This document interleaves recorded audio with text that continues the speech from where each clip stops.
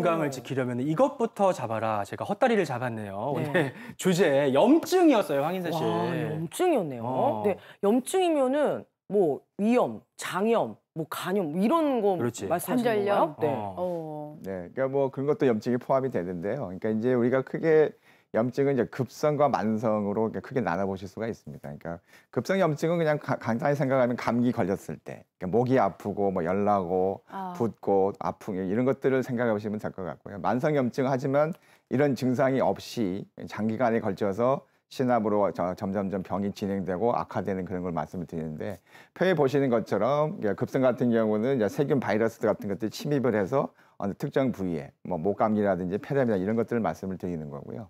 만성 염증은 이제 뭐 간으로 오면은 만성 간염이라든지, 그다음에 관절로 오면 관절염, 뭐 만성 위염 이런 것들이 해당이 될 겁니다. 그래서 보시면 이제 염증이라고 하는 게 우리가 정상적인 면역 반응인데, 급성 염증은 시간이 지나면서 회복이 되고 어느 정도의 면역을 획득하기 때문에 뭐 착한 염증 뭐 이렇게도 표현을 합니다만, 만성 염증 같은 경우는 점점 신압으로 진행이 되지만 저런 증상이 없기 때문에 내가 나빠지고 있는지를 전혀 알 수가 없습니다.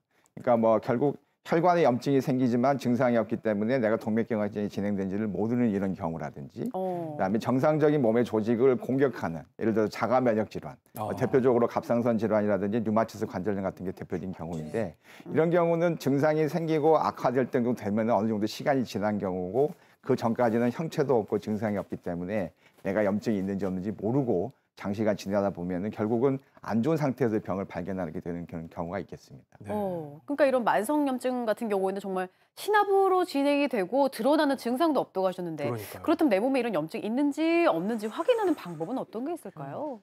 염증이 있으면 피 속에서 염증을 유발하는 물질뿐만 아니라 염증에 의해서 올라가는 여러 가지 성분들이 측정이 가능합니다. 그래서 보통 CRP라든지 ESR과 같은 혈액 검사를 통해서 본인의 염증 상태를 확인할 수 있고요. 이게 왜 중요하냐면, 급성기에 염증이 있을 때도 이걸 측정하면 얼마나 좋아졌는지 그리고 안 좋아졌는지를 알 수가 있고요. 만성적인 염증이 있을 때도 본인의 상태가 안정적인지 아니면 불안정한지를 알 수가 있는데, 그것보다 더 중요한 건 이런 염증이 결국은 만성적으로 진행이 되면 전혀 생각하지 않았었던 질환, 암이라든지 심혈관 질환이나 사망과도 직결되어 있기 때문입니다. 서울대학교에서 조사한 연구에 따르면 염증 수치가 정상보다 높은 군과 그렇지 않은 군을 비교했을 때 남성의 경우에는 염증 수치가 높았던 분들이 암 발병률은 38%, 그리고 사망의 위험도는 거의 60%까지 증가했었고요. 여자분들은 그거보단 적지만 역시 똑같이 염증이 있을 때 사망률과 암 발병률이 증가하는 걸로 돼 있고, 이걸로 그치지 않고 심장혈관이나 뇌혈관에도 안 좋은 걸로 돼 있기 때문에 한 번 정도는 염증 수치를 확인하시는 게 좋겠습니다.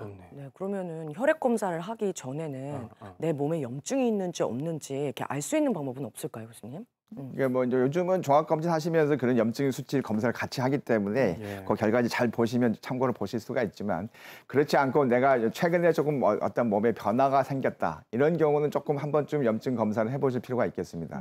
자료 화면을 보시면 정리해 드릴 텐데요.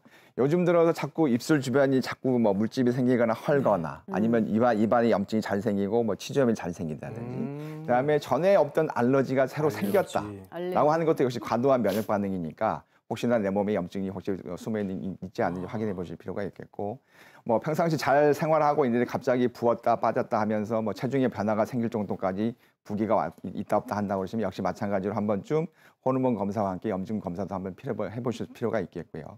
잠을 잘 못 주무시는 분들, 아까 우리 앞서서 김 교수님이 얘기했던 그런 코골이라든지 수면 무호흡 같은 환자분들은 자는 동안 내내 스트레스를 받고 자는 거기 때문에 염증 수치가 더 올라갈 수 있는 상황이 되거든요. 그래서 이렇게 한 4가지 경우에 해당되시는 분들께서는 한번 전체적인 종합검진 받으실 때 나의 염증 수치가 어느 정도인지 꼭 확인해 보시고 또 추가적으로 검사해 볼 필요가 있겠습니다. 단순히 피곤해서 그러려니 그냥 방치할 일이 아닌데, 이것뿐만 아니라 우리 어르신들이 막 여기저기 막 쑤시고 아리고 아프다, 이런 것들도 염증 때문일 수 있다면서요, 교수님? 네, 맞습니다. 우리가 흔히 이제 염증 질환 그러면 내과적 질환만 우리가 생각하게 되는데요. 이렇게 근골격계 질환도 염증의 원인이 되게 됩니다. 앞에서 이제 김 교수님께서 말씀해 주신 대로요. 우리가 염증 반응이 일어나게 되면 우리 몸의 면역 세포가 이렇게 싸우면서 이제 아프고 붓고 열나고 하는 증상들이 생기게 되는데요. 이러한 증상들이 바로 우리가 염증 반응의 증거라고 하시면 될 것 같습니다. 그래서 우리가 뭐 허리가 아파요, 뭐 무릎이 아파요, 어깨가 아파요 그렇게 표현하시기도 하고요. 네. 뭐 근육이 놀랬어요, 땡겨요, 뭐 뻣뻣해요 이렇게 표현하시는데 네. 엄밀하게 얘기하면 이러한 것들도 이제 관절 안에 아니면 근육 안에 이렇게 염증이 생기는 겁니다. 그래서 이러한 염증들이 생기면은요, 건이나 인대에 생기는 염증들은 이제 초기에 잘 지나갈 수 있는데요. 나중에 이런 것들을 지속적으로 가만히 놔두게 되면 이제 만성 염증으로 바뀌게 되고요. 이렇게 관절염 같이 만성 염증으로 넘어가면 이제 되돌아올 수 없는 강을 이제 지나가게 되는 거거든요. 그래서 우리가 이제 나이가 되면 이런 염증 세포들을 염증을 처리하는 이런 속도들이 좀 늦어지게 되고 그리고 이제 호르몬 기능도 이제 저하되게 되고 하기 때문에 우리가 이런 부분에 대해서 항상 주의를 하셔야 됩니다.